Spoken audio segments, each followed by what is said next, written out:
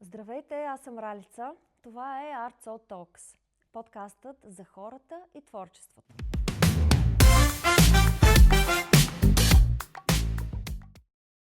Днес се намирам в творческото пространство на галерията към Арт Хотел 158, за да разговарям с един колоритен творец. Той е музикант, художник, занаятчия, пътешественик, каратист. Правил е изложби както у нас, така и по различни места в света. В градове като Лас Вегас, Сан Диего, Лос Анджелес. Негови творения са из частните колекции в Япония, Швеция, Германия, Италия. Отскоро негова изложба е в галерията към предаването на кафе в Нова телевизия. Имам изключителното удоволствие да разговарям с Драган Милев, Дари. Здравей! Здравей! Благодаря ти, че прие поканата ми за нашия разговор. Много се радвам да бъда тук днес. Благодаря за поканата. Добре съм. Само забравих да кажа, че тук в Арт Хотел 158 мога да бъда разглеждан, сега както е модерно се казва, 24/7. Тъй като нещата са ми в лоби бара и наистина по всяко време си вода приятели тук, като иска някой да... В лоби бара на Арт Хотел 158 има перманентно твои творби. Още като влезеш в хода и можем да видим твоите творения от двете страни. Всъщност точно тези двете посрещат хората. Но сега са при нас. Да си направим картинката. Добре. Разкажи ми, как започна твоя път в творчеството? Имаш ли съзнателен спомен? Ти кога избра този път? Това е всъщност от времето, когато аз нямам съзнателни спомени. И съм се доверил на това, което разказваше майка ми. Тя ме е родила много млада. В 8-ми клас. И един път си пишел домашното. И вика, ти се търкаляше по земята, не съм проходил още. И вика, се размрънка и викаш, Тоест дай нещо там. Тя, какво да дам? Тя вика, си пишех с това. Вика, това ли тя? Казва, ела си го вземи. Та съм проходил да взема молив. Ако това на нас нищо не говори, баба ми веднага е била сигурна. Вика, ясно е това какво ще прави. Но въпреки това съм направил прощапълник, пак съм взел боите после и така нататък. От несъзнателно време, мен това си ми е моето. Разбирай, че не само това съм правил. Тоест не ме плаши никаква работа. Работил съм какво ли не. Но за мен никога не е стоял въпроса какво правя аз тук на тази земя. Тоест неща са свързани с изкуство и за приятелите, които са в другите сфери. Явно и на тях им е ясно това, защото съм правил костюми, сценография, снимали сме във филми, даже бях каскадьор в някакъв период. Оттам тръгна каратото, между другото. Аз точно за това исках да те попитам и на мен ми попадна информация, че си бил каскадьор. Как се вписа това в картинката на творчеството? Това е моето поколение младежи. Знаят как са нещата. По времето на соца нямаше право да се тренира карате, ако не си в системата на милицията тогава. Отвори се една вратичка за киното, ако е каскадьорска групата, може. И това беше, никой от нас не си представяше, че ще е каскадьор, а имахме много сериозна група в залата на Вилхем Пик, тогава сега се казва Хери Форд, това училище. Тя е огромна зала. 120 души бяха по списък. Аз тогава работех там, бях учител по плуване. Всъщност, щата ми беше спасител, учих младежите да плуват и тук ми викат по улиците едни големи мъже, че съм ги учил да плуват. Да. Ти лятото работеше като спасител? Още? Понякога работя, работя. Обаче, всъщност, винаги съм спасител, когато съм до морето. Там приятелите ме знаят и когато има инцидент, вадим разни хора. Повече хора съм извадил, когато не съм бил на работа, между другото. Да. Това любимото ми място години наред беше не беше, то продължава да е, скалите на Созопол. И там, що народ съм извадил, след такива можещи да плуват, едни левенти с мускули. А покрай каратето и ето и тези моменти, които казваш, че си извадил повече можещи хора да плуват, избор ли е да си жертва или победител? Якъв въпрос. Честно казвам, този въпрос никога не са ми го задавали. Но ти може да не си жертва и пак да не си победител, всъщност. Да. Тоест, едновременно да си нито едното, нито другото. Естествено, ти можеш да си живееш хармонично живот и без да си нито едното, нито другото. Няма нужда от звание. Естествено. Там, нали видя, дето съм писал много звани, малко призвани. Те званията всъщност са плод на човешката, на главата човешка. Това някой дали ще бъде заслужил, народен, професор, академик, това са... Сякаш, не знам, обществото може би, така, макар че и клиширано може да звучи, има нужда да ни сложи в рамки, да ти сложи етикет, да се знае, да си подреден така. Знаеш, първата година, като бях в Щатите, бях направил един каталог на нещата, които занесох. И то не беше класически каталог. Нали, да кажем, картина и отдолу материал, размер, име. А беше едно такова по-арт произведение. Самия каталог ли? Да, всъщност той беше като поезия, хайко, на Лили Кънева. И моите картини, т.е. моите тогава бяха изключително само скулптура от кожа, беше снимано и такива неща. Бяха като илюстрация на написаното. Много интересно. Да, аз после като дойдеш до ателието мога да ти покажа, някъде имам. И тогава, като ми разглеждаха хората това книжно тяло, някъде толкова голямо беше, идваха едни въпроси, ама сега той какво е правил? Защото нали, обикновено говоря с галериста. Там съм останал на един галерист, дето работех с него. Нямаш етикети? Ами, не. То пише в биографията. Ама, сега те като разглеждат снимките, така върви разговор. И те казват ми, той е правил пластиката. Ама той прави фотографията, той е правил и хореографията на това, което там се танцува, защото има едни скулптура за обличане с едни девойки, там правихме неща. Перформанси, така наречените. Имаше един бум на перформансите в началото на 90-те. Тоест ти си провокирал въпроси от тях. От което обаче, когато ги гледа артист нещата, веднага разбира, че това ги прави един човек и не е драма това. Но когато ги гледа някой квадратен човек, той си казва, какъв е сега той? Той не това или това е. Тоест хората в повечето случаи искат да си едно нещо. Имат нужда да те категоризират. Да те сложат в една такава лехичка там. Ама това не е нещо ново. Примерно имаше един по-ранен период, когато кандидатствах за друга на майсторите.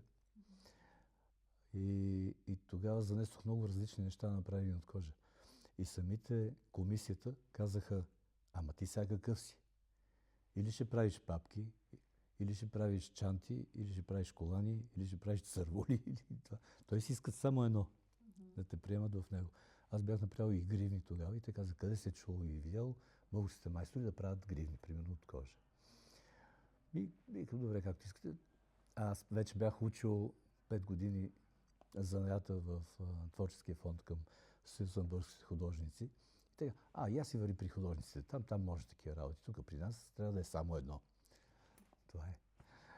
Сега, тук имаше леко разочарование след тази случка, че месец след това ли, там някъде, около месец, един приятел вика, ти си пробил за другата, браво, взели са ти работи, защото имаше един много хубав голям магазин на Витошка.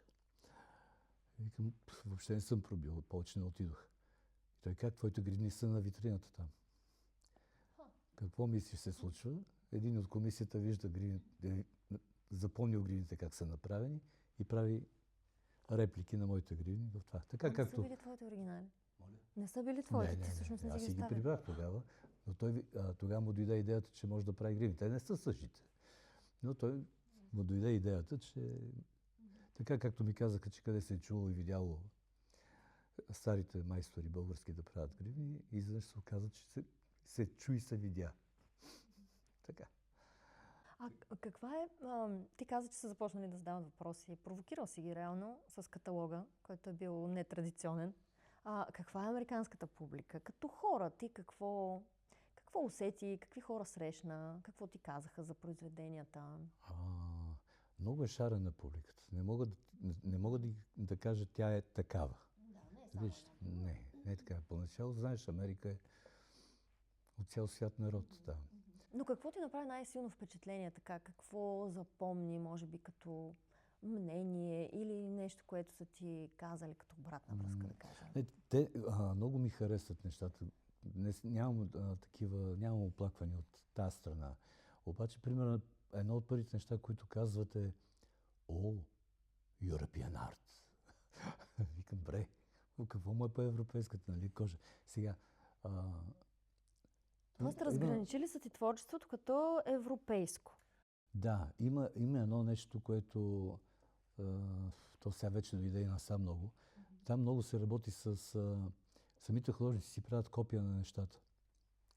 Ама става въпрос, примерно, на това аз не мога да направя копия, защото е направено върху дъска. Но не, че това е сложна рисунка. Просто не мога да намеря същата дъска вече. Докато там, когато го нарисуваш това на картина, той го отпечатва едно и също още много пъти. Оригиналът, ако струва $30,000, след това ги пуска същите работи по $3,000.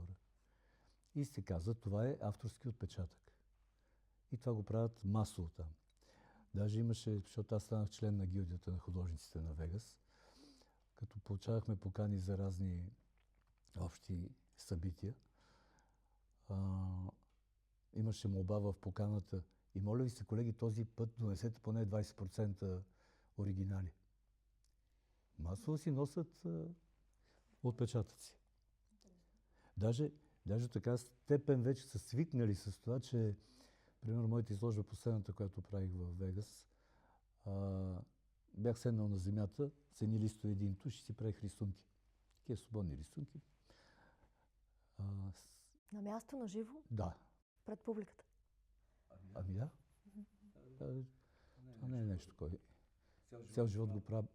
Обиколих света по този начин. Сядам на улицата, рисувам и виждал си по улицата художници.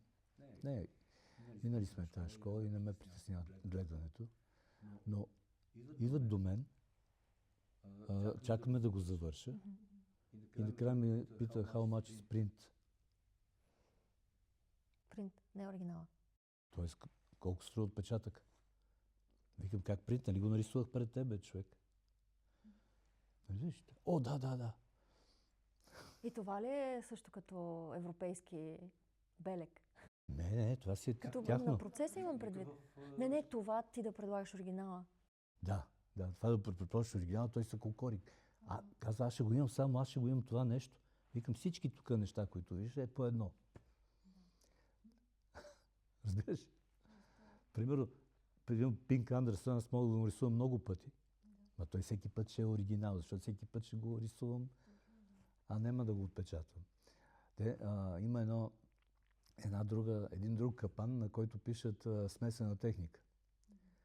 И това в Сохо го видях в Ню Йорк, на една самостоятелна изложба. Една така картина точно беше $3,000, примерно 4 пъти по-голяма от тая. И същата техника до нея, същия размер, от същия художник, $30,000. Викам, тия двете работи, като ги гледам, те ми казват едно и също двете, като цяло, но много различно като информация. Той има такъв пенис, той много фигурки рисува една върху други с различни материали. Ако щеш химикалка, молив, туш, масло, смесена техника наистина. Обаче, защо тая е 3,000, тая е 30,000? Не мога да разбера. На етикета пише всичките техники, които е употребил. Не просто смесена. Всичките. Викам галериста, кажи ми, моля ти се, защото аз абсолютно блокирах, не мога да разбера. Той почна така да обяснява, така да каже, не. Ти това не ми обяснява нищо, кажи ми. И той накрая се усмихна, така и ми посочи тази, която е 3000, между многото техники има и принт. Разбирай, че тази не е оригинал. Той е заснел, отпечатал я и след това е мазнал по-малко, за да се води смесена техника и за да може да обясни присъствието на всичките тия други неща, като материали, които е добавил. Разбираш ли? Да, значи смесен процес, не само като Но материал. основата го държи отпечатък. И така. А ти си пътешественик, обиколил си Америка с мотор. 2 пъти. Два пъти. Пресякох. Да. Какво ти донесе това? Срещнал си се сигурно с много, ако щеш, култури, разбирания. Какво си донесе оттам за себе си? Сега, веднъж ти кажа, че Америка хич не е удобна за мотор. Но за мотора е интересно да има завой. А ти като се качиш на магистралата, това е... ти просто заспиваш. Защото там... Караш право ли, не? Ти караш... Тя и да не е права, но ти я усещаш като права, защото освен това там ти налага да караш с 120 км. На един огромен път 120 км ти си спрял. Ти си спрял, а не можеш да нарушаваш, защото излизат като изпод земята полицаите те глобяват. И ай така, като се залепат няколко души един до друг и почва да си играят така ножица хартия, почва да се закачат. За да им е весело. Но там много често катастрофи стават, но заспали водачи. И вътре, в колите, като им погледнеш, вътре са кафета, самобръсначки, червила, те през цялото време се правят. Да, включва контрола там, мах си ръцете от това. Те са, тогава още нямаше тая технология с... Ето колите могат и сами да се движат. И сега вече, може би е по-лесно вече ти и да не караш. Може и да спиш, да му зададеш крайната точка. Да. Но какво ти носи? Всъщност, значи, интересното, не само щатите, където съм ходил и по Азия, интересното от тия пътувания по света е среща с хората. Не толкова пътя, не толкова природата. Хората са интересните. Даже, виж, нещо много интересно ми се случи. 97-ма бях за първи път. Да. И отидох в едно училище за емигранти, където учат английски. Имах изключително усещане, че съм влязъл в барчето на Спилбърг от Междузвездни войни. Да. Такъв колорит. Значи, ти си ги представяш там хората като форма, че са различни от барчето, нали? В ония клас, не знаем, хората по света не са толкова различни, черни, жълти, бели, нали? Червени. Обаче това не ме стряска как те изглеждат. Как мислят, са още по-криви от това, което видяхме в барчето. Разбираш ли? Абсолютно. И самата учителка я гледаш как реагира и как поднася нещата. Истински психолози, скенери знаят точно как да разкажат, как да поднесат урока, как да те учат на... Защото те успоредно с ученето на езика, те учат на историята на щатите и вече те учи да ставаш американец. Какво да уважаваш, какво да правиш, какво да не правиш, какво е позволено, какво е забранено. Виждаш как се движи по точно определени... никаква интерпретация няма. И усещаш как следи всички. И си дадох сметка защо е така много скоро. Аз там с мотора си ходих естествено на уроци. И идва един път при мен един юнак от Ирак. Те си бяха двама-трима всъщност, ама той един яде.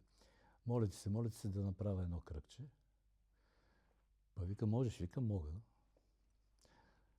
И той в момента, в който се качи и падна, Викам, не се оказа толкова, защото може би искаше да покаже на девойките, че може да го изправи на едно колело, ама той много лесно си изправят на едно колело и той се обърна и думна на земята. Викам, бре.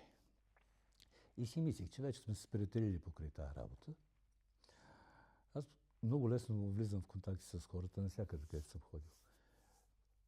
Истината е, че се интересувам много точно какво мога да правя, какво не мога и така. И като разбрах, че от Ирак, викам, как, някой ден трябва да отида и там, не съм ходил в Ирак и той. В следващия момент го виждам как загуби всяко чувство. Приятелско. И за хумор, ако щеш. И ме погледна много лошо и каза, ти защо искаш да ходиш в Ирак? И аз така викам, той играе ли нещо, театър ли прави? И аз без много да мисля да видя Садам Хюсейн. Той беше жив още. И това беше грешка. То така се наостри. Направо тръгна на бой към мен. Кой си ти да искаш да вижда? Къв си ти? От този сорт приказки.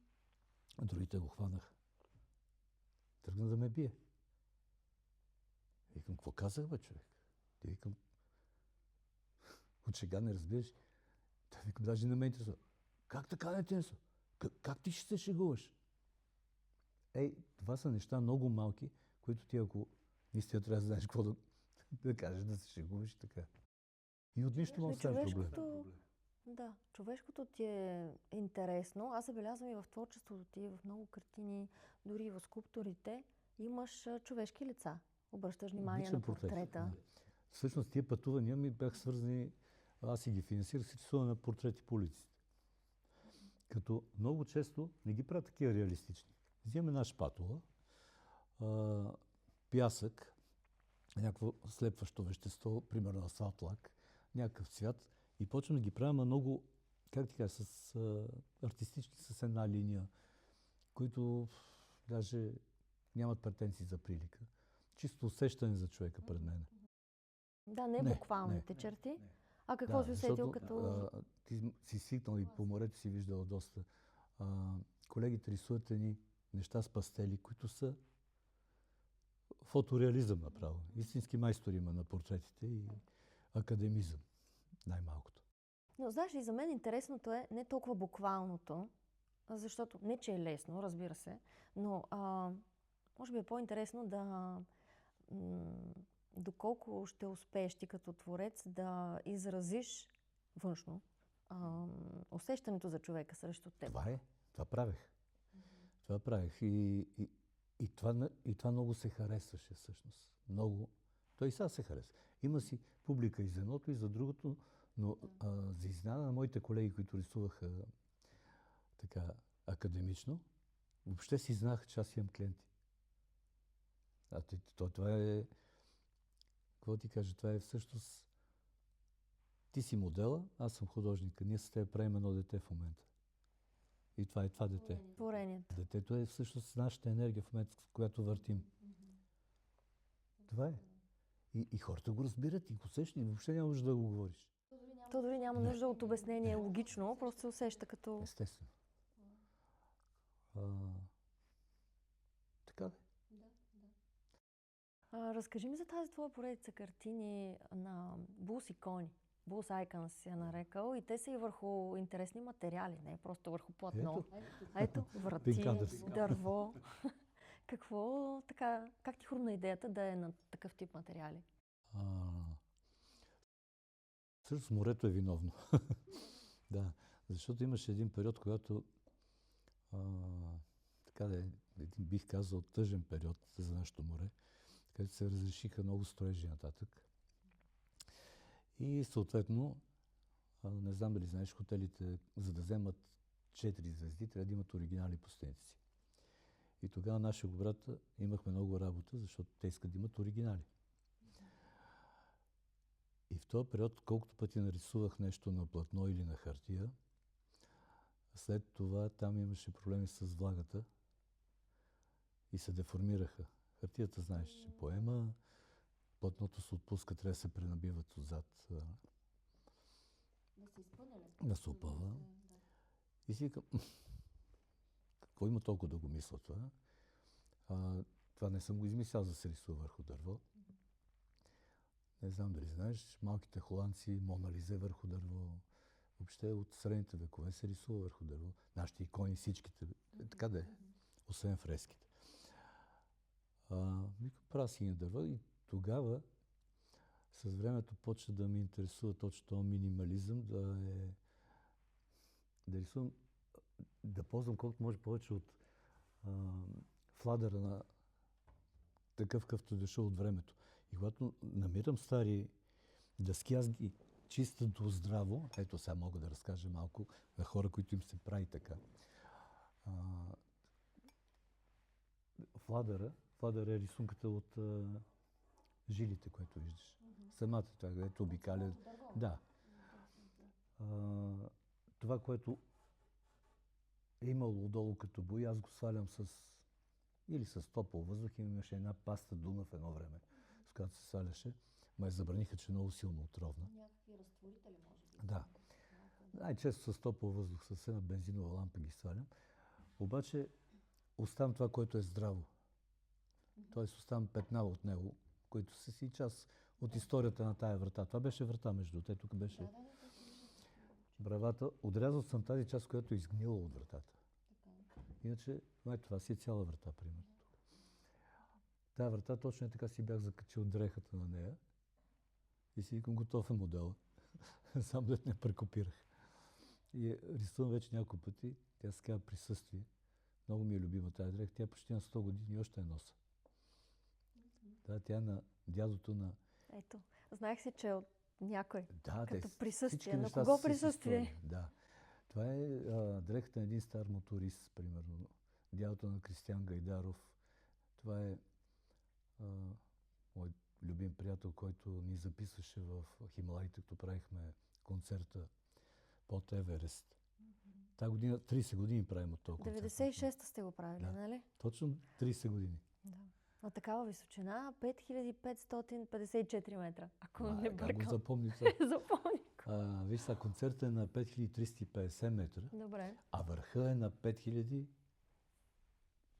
и нещо, да, 500 мисля. нещо. А вие сте били всъщност 545, мисля беше. Да, в подножието, т.е. на по-малка Не в височина, но все пак... подножието, а на платото под върха. Защото ние се качихме и на върха. Даже там имаме снимки. Това се направи, защото... Там сте и свирили, нали? Свирихме. Да. Но Гинес рекорда го направихме на тая 350 метра. 5350, защото беше завет. Има един постоянен вятър, който вкарва много шум в микрофоните. И заради този шум се направи там. Ако ме питаш спокойно, може да го повторим и горе. Какво като има шум? Естествено, нали, на открито. И той е свирил с вас, вятъра. Да. Участва в цялото. Кристиян ни записа тогава. Той тогава беше звукооператор в РФИ. Имаше такова радио, ако помниш, френското радио. Може да не помниш. Да. Помня, съм чувала, защото... От неговия дядо им тази дреха. Неговия дядо тази дреха. Да, Кристиян по-голям от мен и той ми каза, че като малък е висял по тия коланчета на ръцете, където са. И тогава всъщност, като се върнахме от планината, той ми го донесе и вика, само ти би го оценил това и ми подари дрехата. Аз още я нося. Значи аз съм носил 30 години, преди това да нося на още 50 години. Познай. Може би и повече. Той тогава почна да смята, вика, може и повече да се. Викам, гони един век. Та дрежка. Но ти усещаш ценното в усещам, историята, енергията. Когато един предмет има хубава енергия. Знаеш, това наистина е опасна малка. Тая материя с енергията наистина трябва да се внимава, защото преди години домът ми беше като музей на революционното движение. Имах какво ли не. Просто обичах да ходя по обитаците, то не само нашите и на света. И да взимам някакви неща, които си ги харесвах. Един ден си вкарах нещо в къщата, от което като влезех вътре, просто така сядам и не мога нищо да правя.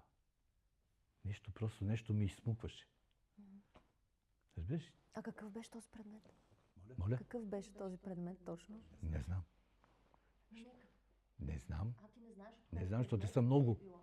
Нещо влезе там и аз го разбрах с времето. Викам, нещо си причиних тук и те ме предупредиха. Примерно едно от нещата, които не трябва да си вкараш в къщата, е африкански маски.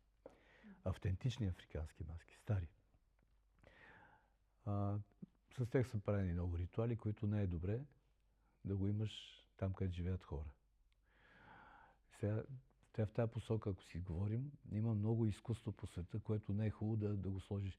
Примерно по музеите може да се нагледаш на много картини, които са много зловещи. Не би искала да изчиства шедьоври. Не би ги искала на стената в хола. Нали сещаш? Да. Ако се замислиш, ще виж, че да, но ако не се замислиш, ще го усетиш. Да. И... Не. И точно това е един разговор, който наистина с времето си давам сметка, че какво всъщност ние оставаме след нас? Занаят или добра енергия? Тоест, има смисъл, поне за мен. Мотивацията ми, когато правя нещо, да оставам добра енергия. Тоест, когато влезе това в твоята къща, да ти носи добро. Ако трябва да ти вкара в къща просто някакви постижения на занаята, или, примерно, някой музикант, който иска да ме впечатли с виртуозност, не ме печели. Той може така си взима изпитите в академията, ако иска. С изящни рисунки, с това. Това е занаят. Ти с занаят не вкараш добра енергия. Ти там показваш техника, показваш постижение. А иначе? Доста различно, разбираш? Абсолютно, да. Но хората са си различни нива, различни потребности. Някой, примерно като дойде, защото си говорихме за щатите, аз тогава рисувах много на наш език, професионален, си казвам, изцъкани работи. Правих с тушени работи, ама много такива, с дамски писци. Почнах диоптрите да дигам заради тях. И той идва в галерията, там тия рисунки на земята да ги прави, понякога се увличам да правя някакви много такива детайлни неща. И той вика, може да я взема, откача от стената и почва да я гледа така. Вика, леле, какъв детайл.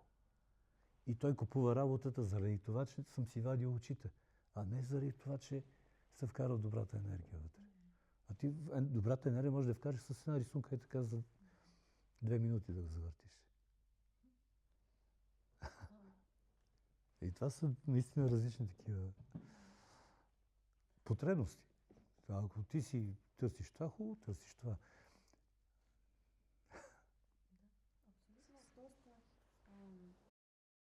Ти за себе си като творец избираш да въплатиш добрата енергия от себе си, а не да залагаш на техники, които владееш, за да покажеш колко изкусен майстор си.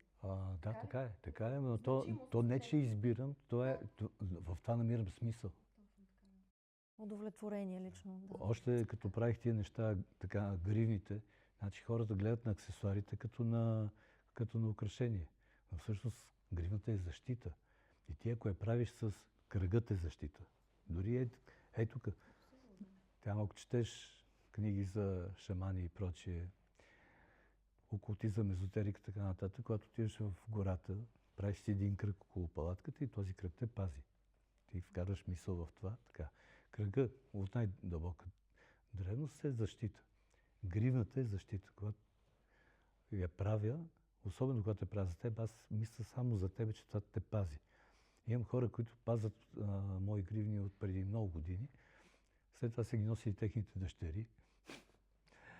И вика, много добре се чувствам с тях. Даже имаше и доста мъже си купуваха от мен, защото им хареса. И аз като не правя по-такива обрани, те си стават, те си унисекс, кожена грива. И вика, много добре се чувствам и затова се чувстваш добре, защото с тази мисъл ги правя. Вложил си. Да, това е както все едно амулет. Като си купуваш амулет, за какво го купуваш? Той за да те пази. Нали, амулети може да бъдат, знаеш, много известен Ипсилон с двете хасти, който идва още от прототраките, между другото. Много се говори на тези или на тези. Така. от тези земи е. Те са иронически символи. Да, точно Можем така. да кажем универсални. Това време, когато тук ни учиха на времето, че траките нямали писменост, сега в момента се оказа, че всички писмености тук са от тях. И те са на различни нива и че едната е за посветените, другата е за... Много се пише за това. В момента е просто някакъв бум, ама това с многото писане понякога дава много ядове, защото точно тия, които искат да скрият истината, почват да я затрупват с още и те стават спорни нещата. А ти в така артистичният ти подпис на картините, знам, че си Обичам да сложил вкарвам, тези да. символи, нали? Да. Как ти ли си измисли артистичния псевдоним Дари? Естествено. Не, Дари ми е от майка ми. Всъщност, баш причината е, че в родата ни кръстница е на баба ми сестра, която емигрира още преди 9 септември в Италия. И в рода, за да се чувства тя приобщена, да не се чувства отделена от семейството, е кръстил почти всички деца. И тогава нейният син се казва Дарио, на практика кръстник ми е нейният син, който е малко смешно, защото той е по-малко на 1 година, ама както и да е. И си искали да ме кръстят Дарио тогава. Обаче това е времето, когато ти не можеш да имаш небългарско име. Тоест трябва да има един списък с имена и ти трябва да си в списък. Дарио няма в списъка. Но майка ми много иска това име, защото за нея излиза от корена Дар. Гледала на мен, че съм Дар и аз да се подписвам Дар и. Да. И многоточие. Но не знам дали знаеш, името е това, което те нарича майка ти. Това е. Всъщност това е... Как ти казва, нали? Не Да, как си вписан. Защото, примерно, тя никога не ми нарече Драган, макар че тогава дядо ми казва, не, искам точно моето име да бъде. Дословно. Тогава... На дядо ти името Драган е на дядо ми, да. Но аз го приемам това, естествено. И след това се подписах даже в един период, защото съм Драган Милев. И си добавям Дари винаги. И съкратената форма става много готин, защото Драг Мил Дар. Като ги съкрата. И така. Да, вярно. Първите 3 от всяко. Да. И от името, и от фамилията, Първата сричка. И от прякора.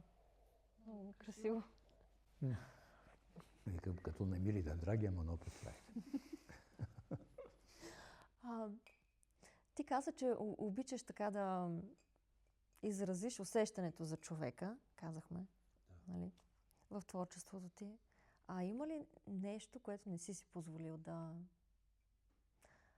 изразиш в творение?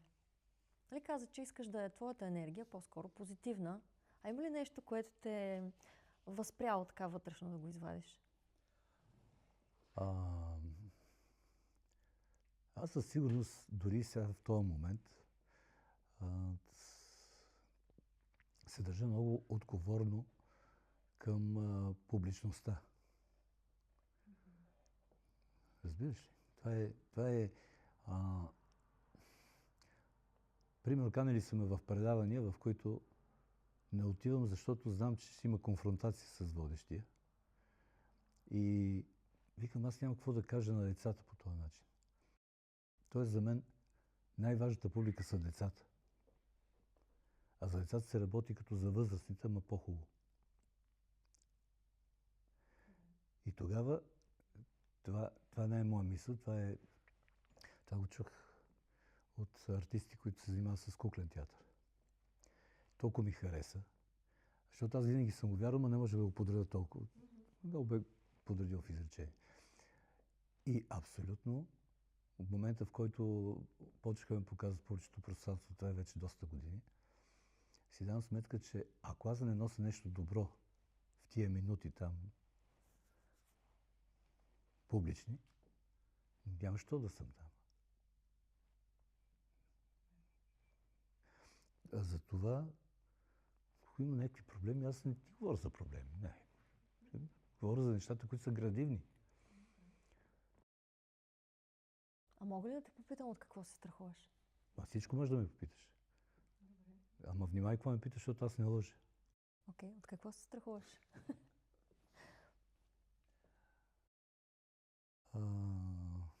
Чай сега за какво се страхувам.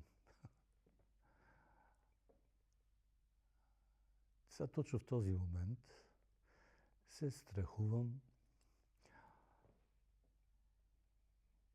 младежите, синовете ми, да не си посягат на здравето. Имам предвид, че пушат. Да, и аз се страхувам, защото те са, когато Господ е раздавал таланти, те са се наредили 3 пъти. Разбираш, те имат, каквото имам аз, го имат по 3 пъти сигурно. И майка им.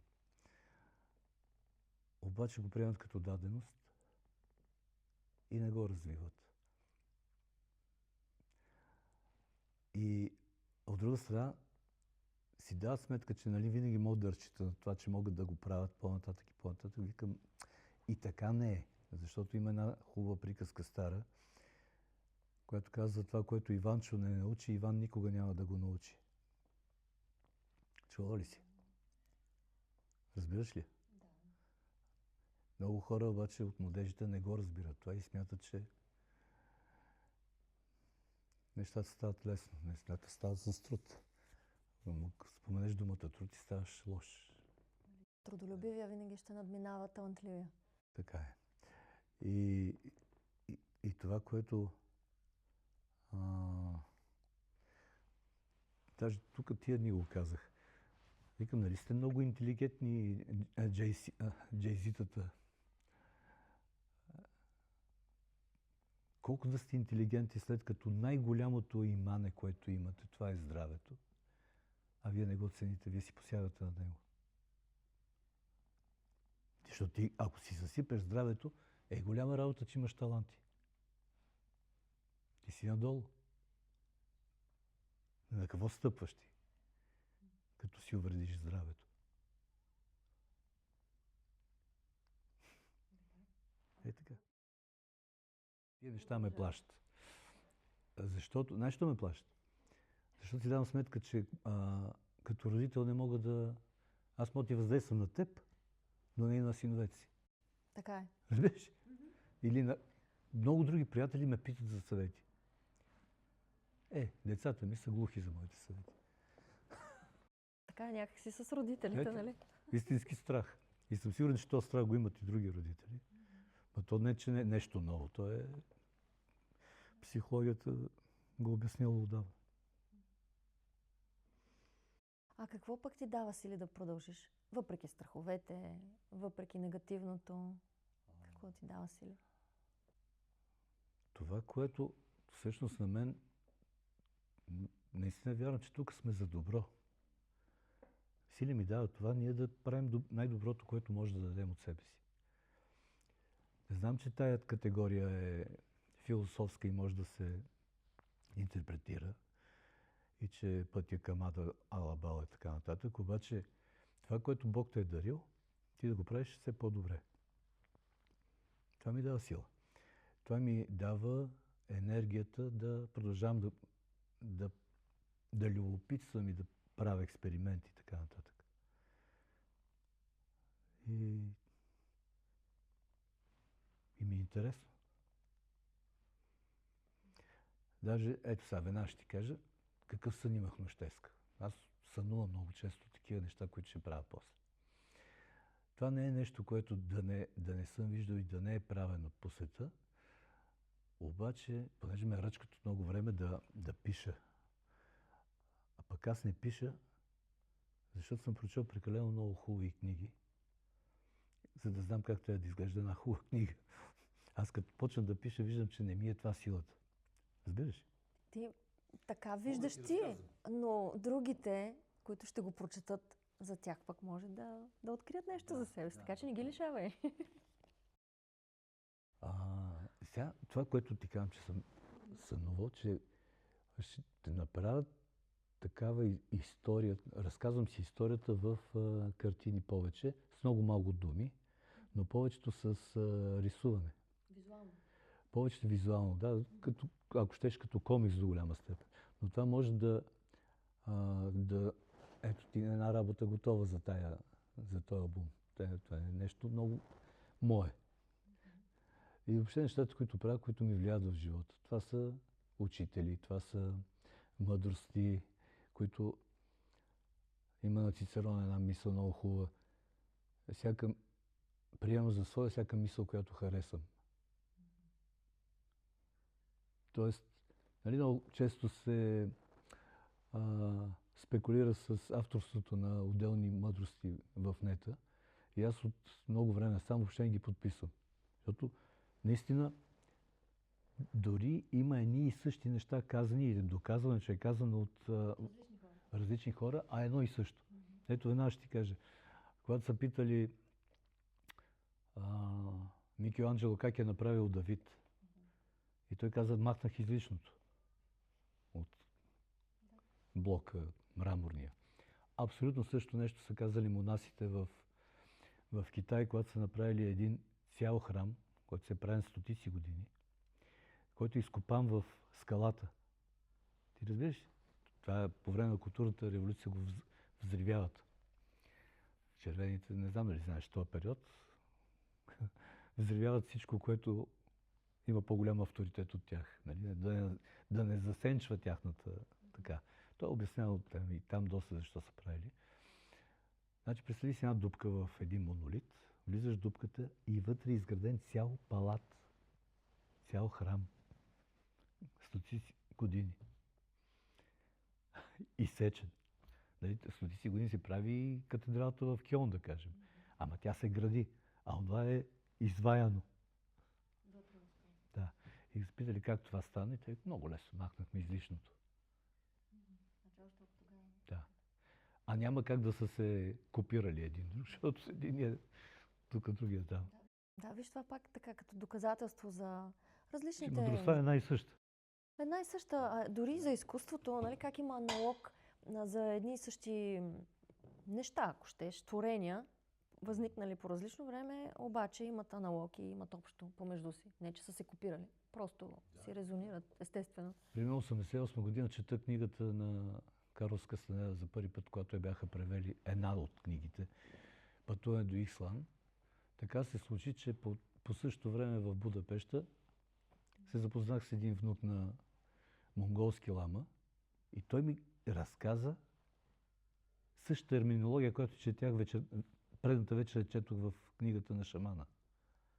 Значи, индиански шаман говори за същите изпити, с които покрива там, за да се развива и да отива напред, които дядо му е покривал изпита в манастира в Монголия. Ето казвам ти мъдрост, която се предава. Предава, да. А ти си пътувал по много места по света. Знам, че си колекционираш музикални инструменти от местата, където си бил. На какви инструменти можеш да свириш? Какво имаш в колекцията ти? То колекционираш не е точната дума, защото аз Подбираш. държа неща само, които ползваме наистина. Имаше един период, който да, колекционирах, когато ти казвам, че дома ми беше като музей. Обаче си дадох сметка, че това не работи добре. Аз тогава след една случка всичко разкарах. Всичко. След това реших, че държа само неща, които ги ползвам в живия живот.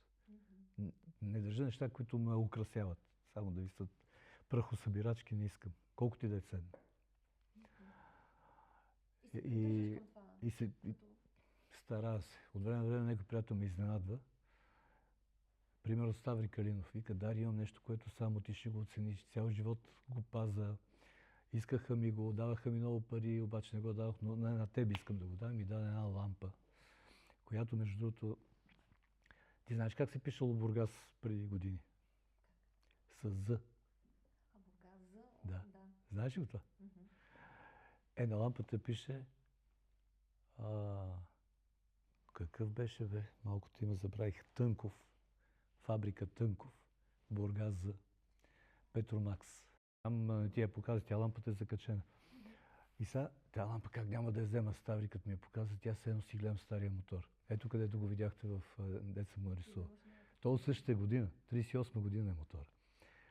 А и лампата е от този период.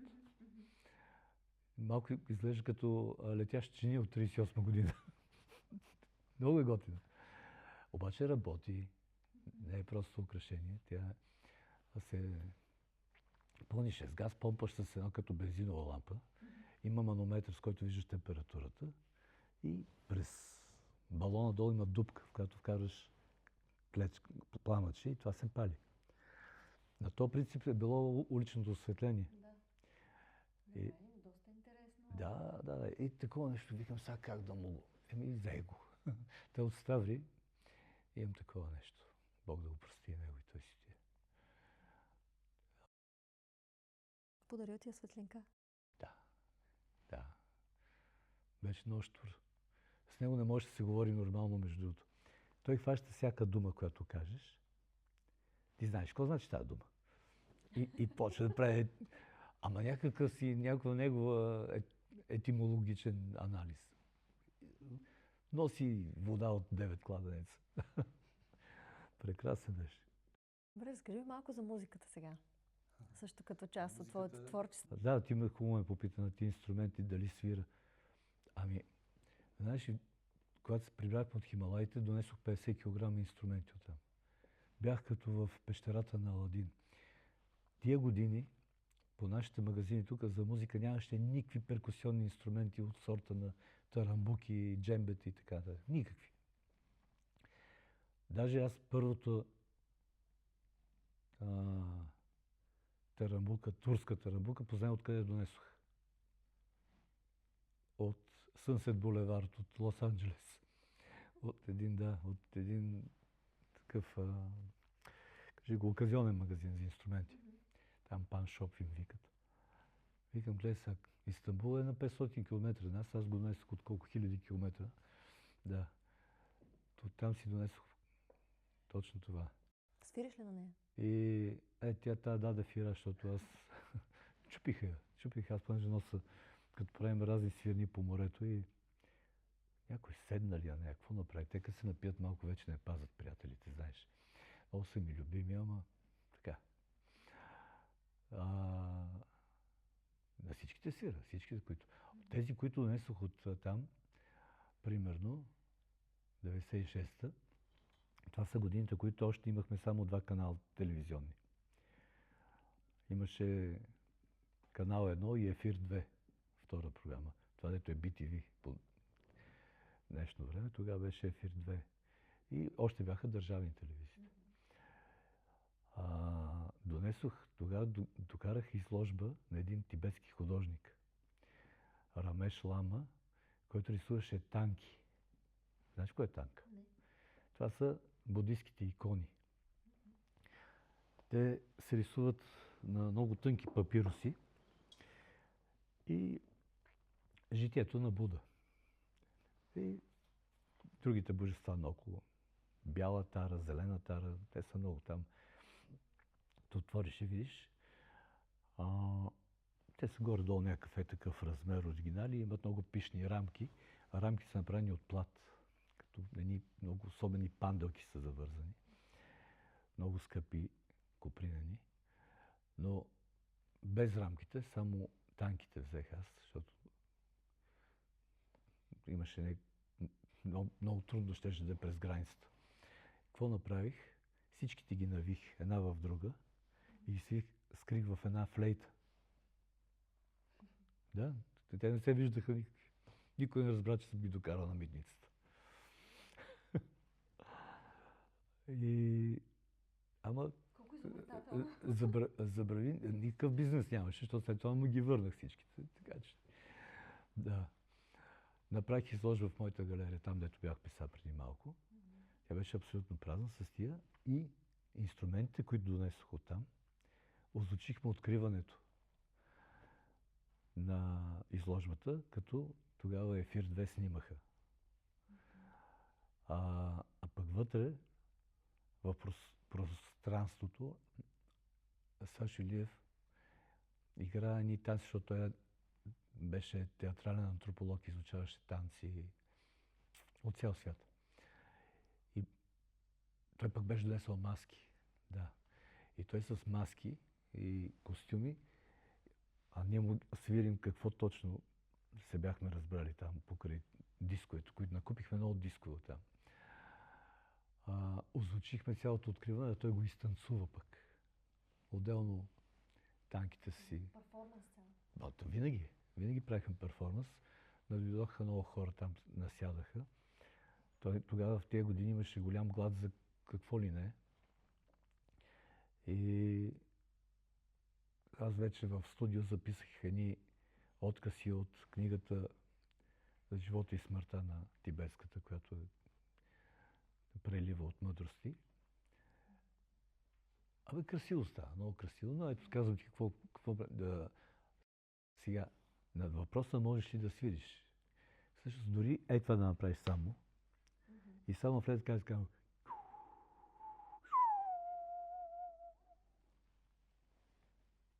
със сигурност може много да се учи това как се прави по правилен начин. Но когато ти го видиш пред теб, когато го чуеш и гледаш снимките или заснетото, ти вече си там. Ти си в акустичното пространство. Защото, знаеш какво забелязах през времето, като носим само снимки и показваме и почваш да говориш. Сега тук така. И докато разказвам, разбирам, че много неща липсват. Тоест ти виждаш една картинка, един човек, един храм, една улица, едни къщи, обаче ти не знаеш как ти скърца праха в зъбите. Не знаеш как миришат подправките от тия къщи, дето се готви наоколо. Не знаеш музиката, която съм снимал там, как звучи. Викам, поне музиката мога да донеса и си носих някакви инструменти. Другото го разказвам. И беше цял перформанс наистина да разказвам всеки път какво, къде, с кое, откъде съм донесъл. А на място взимах уроци. Примерно в Делхи ходех при един майстор, от който той беше сик. Сиките с гъжвите, тук едни големи чалми. Сиките. От него си купих табла. Табла е този инструмент, един баян и даян, едно голямо и едно по-малко, ударни, на които като свириш това дава по-високи звуци. А този звук е и те това го пеят. Те го пеят с уста. Много интересно като звукоизвличане. Всъщност това, което той изпя, той го изсвирва после.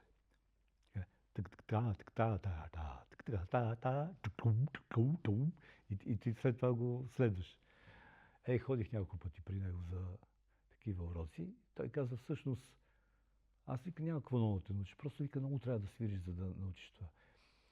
А Зихир Хюсеин има един легендарен перкусионист, който легендата е, че 7 живота се е прераждал все като табладжи, за да може да свири така, както го чуваме днес. И тогава, като взех да го правя това движение, защото това е движението. Удръж с този пръст, примерно на баяна и правиш това натискаш кожата. Разбираш? Тук произвеждаш първия удар и от тук с натиск върху кожата правиш този ефект на бас, който излиза отдолу.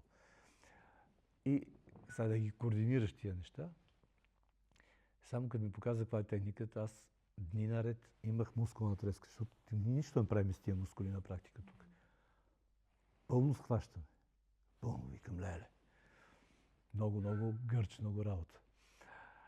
И тогава си дадох сметка, че и както и за много други неща, до които съм се допрял до източната култура, там наистина, ако искаш да вървиш напред, правиш само едното. Никакво. Аз си позволявам да се разсейвам и да правя какво ли не, обаче наистина трябва да правиш само едното, за да имаш истински резултат. Пример в бойните изкуства, едно от нещата, които съм се впечатлил и му отделих доста време, това е кендо. Боя с мечове. Обаче в зала, дето с едни брони, Да, това е всъщност тренировката, защото те не могат да се бият с... Другото е яйдо, дето с истински мечове, но те не се бият с истински мечове, защото си поизбият, нали. Кендото се играе с много здрави брони, с букени, дървени и шинаи, бамбукови мечове. И когато идваха тук майстори, каза, примерно, да ти казвам на една тренировка, той каза: Дари, сега и това нещо го правиш 10 пъти. Правиш го 10 часа. И идваш на следващата тренировка. Всеки ден 10 часа. За определено движение. Да. А движението е... Ако станеш ме вида, ще трябва ли да размествам камерите? Сигурно ще трябва да. Не, кой знае. Движението е... Ох, тя ще се свана. Много се дива. Движението е това. Краката, държиш меч и правиш само това. 10 часа. Правих го 2 часа, отидох на тренировка и той каза: Дари, това си го правил 2 часа. Аз се засрамих. А така ли беше? Така беше. И тогава си дал сметка, че това нещо, ако искам, този човек да ми отделя от времето си, а той дошъл от Япония, за да се занимава с хора, които са отдадени, поне както се очаква, че трябва да бъдат отдадени, нали? Си иска от мен 10 часа да го правя. И викам, Сайма-сан се казваше, да. Казвам, аз съм 24 часа художник. Откъде ги вземат тия 10 часа за кендо? Те се смяха много. Ами ето, имаш твоето нещо, на което си отдаден. Да. И... Със сигурност повече от 10 часа си посветил. Да, кое? А това да си художник, да бъдеш творец? 25 часа денонощно съм това. Казвам ти, там е... Но онези неща наистина искат само това да правиш. Има, не знам ли си чуя една поговорка българска: ако искаш шилото да направи дупка, трябва да чука на едно място. Ето шилото, ето в скулптура си. Да. Така. Какво символизира твоята плитка? Верно ли това ме питаш? Питам те. Мале, айде, оттъпахме още 3 часа. Можеш ли с една дума? Не. Една плитка, една дума? Не. Добре. Говорим за древност. Говорим за хиляди години назад. Ще тръгваме в една тема, която наистина изключително много хора се изказват по темата и товарят ефира. Но айде, ще бъда кратък, доколкото е възможно. Има много имена. И то се е от нашите земи. Най-популярното име е Перчем. Но това си знаят най-много хората, защото всички знаят, че Перчем е това. Само до преди 100 години тази прическа е била по цяла България. Повечето хора мислят, че тя идва от... че само едва ли някой брат имал такава прическа. Не, по цяла България е била популярна. По Шопско е била Перчем. Перчин в Родопите, има в народните песни. В македонския край е Перчик. И до днешен Перчик казват на царевицата отгоре Пискюла, който виси. Чуп, Чумбас, Кика. Има доста имена според диалектите и областите, защото землището българско е голямо. Нали знаеш, че ние граничиме само с български територии. В древността, примерно, е известна като Тезеида, тая прическа. Археолози и историци знаят, че тя е тракийска. Няма спор за това. Едно от нещата, което доказва автохонния произход на българите, е и тази прическа. От тук тръгват, правят едно кръгче през Мала Азия. И през цяла Азия отиват една част се връщат насам. Тази част, която се връща насам, си я носят. Обаче като идват тук, пак на местна територия, пак има такава. Но тя е от тук. Тезида, героят Тезей, едно от нещата, които доказват, че той е трак, е тази прическа. И то даже не се спори. Примерно Ахил, водача на мирмидонците, ако не знаеш, мирмидонците са траки. Няма как водача на траките да бъде друг, а не тракиец. Едно от нещата, което много дразни гръцките историци, като намерят артефакт с Ахил с тази прическа. А то не са един и два, което доказва, че Ахил е трак. Много от героите, така наречени гръцки герои, са тракийци. Да ти казвам, влизаме в една тема, дето е безкрайна.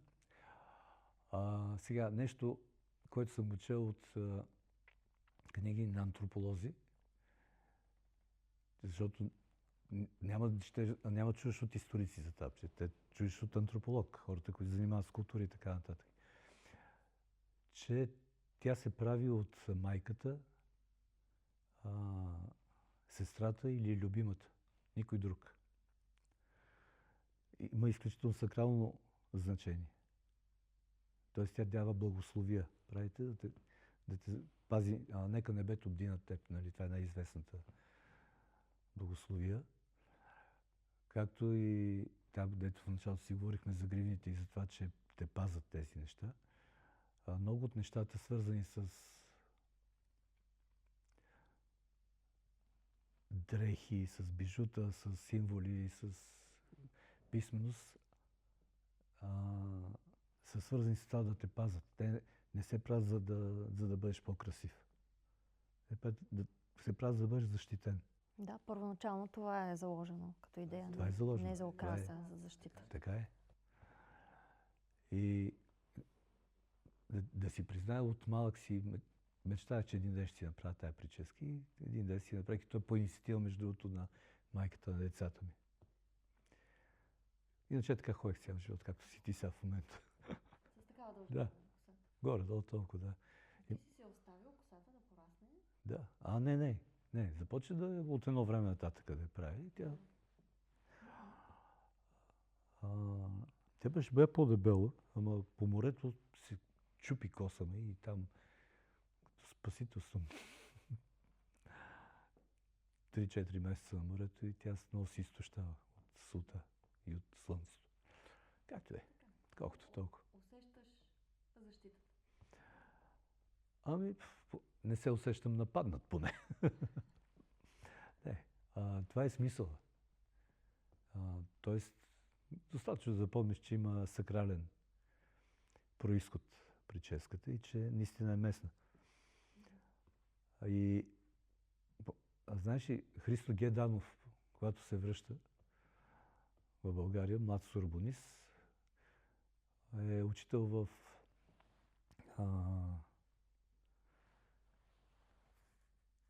чакай, че ми избяга сега. Едно родопско село, той град. Отива учител там и нали знаеш, че даскала, попа и кмета са най-важните има голям авторитет. И той самия описва как класовете са само мъжки и всичките младежи били с перчин. Всичките. И той е един от първите, който иска да ни прави европейци. Почва да се шегува, разбира каква е историята, знае, че там не трябва да се пипа грубо и започва обаче да се шегува с тях. Той го описва в неговите записки. Не е някаква интерпретация чужда. И почва да ги закача. Вие какви сте сега? Главите си бръснат турците, плитки носят китайците. И те почват сега да се оплакват вкъщи малко по малко. Майките се събират и обсъждат, защо така говори даскала. И той каза, защото трябва да се махнат по турите, трябва да се махнат тия неща и трябва да се сложат вече. Нали знаеш, че на началото на века най-силни са били от Европата франсетата. Това не случайно сме франкофония по това време. Жълтите павета в София са били изключително атрактивно място, Защото може да видиш последна френска мода и най-скъпите български носии. И всичко свързано с... не се позволяват никакви мръсни, такива компромисни хора по отношение на хигиената. Трябва да си с най-добрите дрехи на жълтите павета. Но с най-добрите дрехи излизат с сребро и с злато. Сърмените костюми са точно това, нали знаеш? Сребро, злато и шевици до последна френска мода. Той е един от хората, които искат да вкарат този стил, френската, европейската мода. И какво казали майките? Добре, съгласни сме, обаче вие ги постижете, ние не можем да го направим. Това от години го правим, от поколения. Ние вярваме, че това така благославяме момчетата. И той благодарил за доверието и всъщност той собственоръчно ги отрязва. Да, това го пише. Същите тия изследователи, антрополози, пишат за негов колега по същото време в Трънско. Имал същото преживяване, обаче он е бил по-характер такъв, без да пита майките, без да подготвя нещата. Директно им отрязал плитките. Познай какво ще да му се случи, ако не бил избягал. Тръгнали да го линчуват, да го търсят. Така не. Въображението спасява ли ни?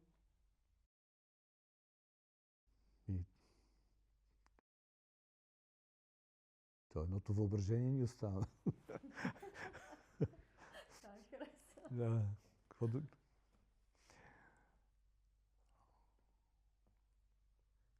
Не знам, всъщност всичко, от какво да ме спася, то ми е част от... Да. Но ето, нали ти казах, много често въображението ти е в съня. В съня ти подсказва какво, що, как. Това да ти кажа какво съм сънувал. Ще направя едни такива... да, то там много си ни се разсейва разговора, но едни такива писани книги, рисувани, които ще бъдат като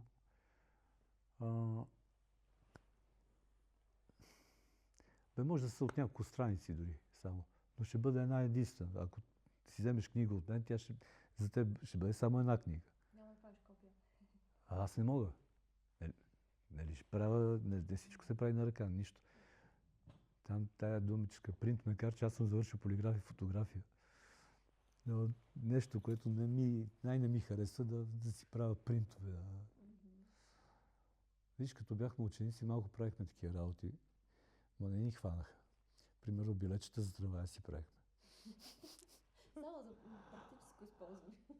Най-големия грях беше, че едни приятели си направиха билет за концерт на Диана Експрес. Разкажи ми за поредицата концерти, които пък ти организираш, Дари и приятели. Кои са приятелите на Дари? Това е. Тук ме хвана. Всъщност, знаеш как тръгна от тия перформанси 90-те години.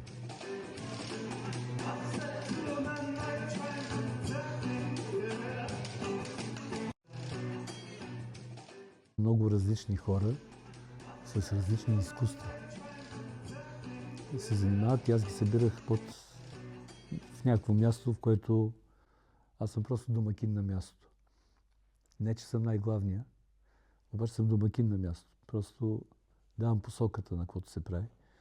А иначе можеш да видиш изключителни майстори, които са дошли да свират или да танцуват, или да снимат. Защото включва балет, сценография, осветление, живопис, скулптура, хореография съответно. Примерно дългогодишният шеф на Арабеск.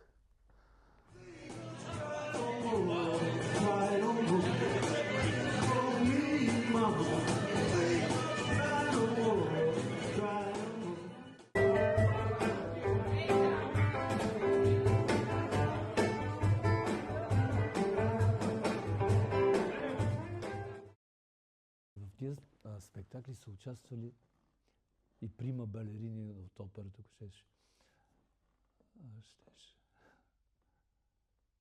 Съм се препълнил с имена. Вальо Геров, примерно, първа виола на България, той бил. Като ги имаш предвид, че Николай Отон, че много често тия хора ги среща на сцената без да се познават. Те помежду. Не. Ама директно на представление, което е обявено с плакати, с дати и така нататък. И до последно ме питат журналистите кой ще участва. Викам, не знам, никой не ми е потвърдил още. Обикновено потвърждават в последния момент, кои са свободни от ангажименти и идват. Правим каквото правим. Боряна Сечанова. Але зло да забрави. Боряна Сечанова, Ирена Костадинова, Силвия Томова, която е шеф на операта, това е на балета в Стара Загора сега, по-настояще. И много фигури известни. Правим представлението и след това ги запознавам на сцената. И после публиката, те смеят. Ми казват приятели от публиката, като излизат на НДК, да кажем, представлението. Излизат и казват, всичко беше толкова хубаво, ама защо ни лъжат, че не се познават? Това нещо не може да се прави, ако не се репетира. Обаче, може. За мен репетиция е мръсна дума. Не, че е мръсна дума, но... Принта. Аз не съм, да. Да, всъщност, на мен не ми е интересно да правя нещо, което съм го направил един път вече. Сега на този разговор с тебе, да го направя още един път някъде. Не мога. Аз не мога да го направя, освен че не искам. То се губи... Да, не е живо. Да, може посоката да е тая, но ще кажа други неща. Защото, нали, разбираш, че за толкова години сравнително, аз си разказвам живота, то няма какво друго да разкажа. Но го разказвам по различни гледни точки, ако щеш. И, примерно, ако утре се видим и кажеш, да седнем, дали вчера нищо не стана, нямаше памет, провалиха се снимките, пак да говорим. Знаеш колко различно ще бъде? Естествено, да. Така. Благодаря ти за този разговор. Толкова откровен и реален, нали? Защо да го правим? Да. Благодаря ти. Пожелавам ти успех в начинанията, в това да се доверяваш на себе си и за тази книга, която ми сподели. Очакваме. Нали каза, че искаш да направиш с различни изображения, с която се създава последно. Да. Тя вече... Започваш вече да я върви, да. правиш. Да. Те ще са много. Те ще са много. Само оригинали. Само оригинали, да. И да не се чуда, че ще е скъпа. Благодаря ти. Да, аз те наричам така. Такъв съм си. Благодаря ви, че бяхте с Art Soul Talks, подкастът за хората и творчеството. Аз съм Ралица и се надявам всеки да е открил по нещо в нашия разговор. Абонирайте се, последвайте ни и очаквайте нов епизод през 2 седмици в събота. До тогава бъдете и творете. До следващия път.